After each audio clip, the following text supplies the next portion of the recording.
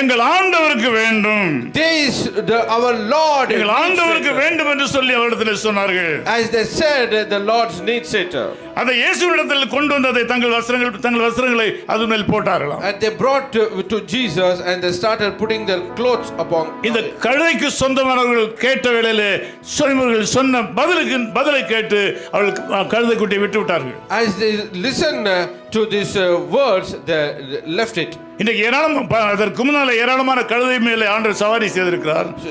Before that, you would have ridden the donkey many times. வெளியிடங்களுக்கு செல்லும் போதெல்லாம் கழுதை மேலே சவாரி செய்திருப்பார். Many times we went out, you would have traveled on the donkey. அன்றைக்கு மாத்திரம் அந்த கழுதை குட்டிக்கு ஒரு அங்கீகாரம் கிடைக்கிறது. But on that day, that particular donkey gets an authority. அது உபயோகமற்ற கழுதை குட்டி.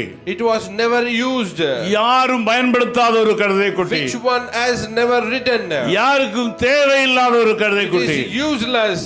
அது கட்டப்பட்ட கழுதை குட்டி. It was a tied donkey. தான் நினைக்கிறதை செய்ய முடியாத ஒரு கழுதை குட்டி. Which it cannot do as it think. தன் விரும்புகிற பிரகாரம் நடந்து அங்குமிங்கு போக முடியாத ஒரு கழுதை குட்டி. As it think you want to go here and there, it cannot do like that. பயங்கரமான கட்டுப்பாட்டுக்குள் கட்டப்பட்டிருந்த கழுதை குட்டி. It was tied in a very dangerous ties. இன்றைக்கு காலை வேளையில் அநேகரை கர்த்தர் விடுவிக்கிறார். So in this morning the Lord is untying many people. பாவத்தில் கட்டப்பட்டிருக்கிற உங்களை கர்த்தர் விடுவிக்கிறார். As you tied in the sin, the Lord is untying கெட்ட you. பழக்கவழக்கங்களுக்கு உட்பட்டிருக்கிற உங்களை கர்த்தர் விடுவிக்க விரும்புகிறார். As you have fallen into the bad habits, the Lord is untying you. தவறான பழக்கவழக்கங்களுக்கு உட்பட்டிருக்கிற உங்களை இயேசுவை விடுவிக்க விரும்புகிறார். The Lord Jesus is untying you from all wrong relationship.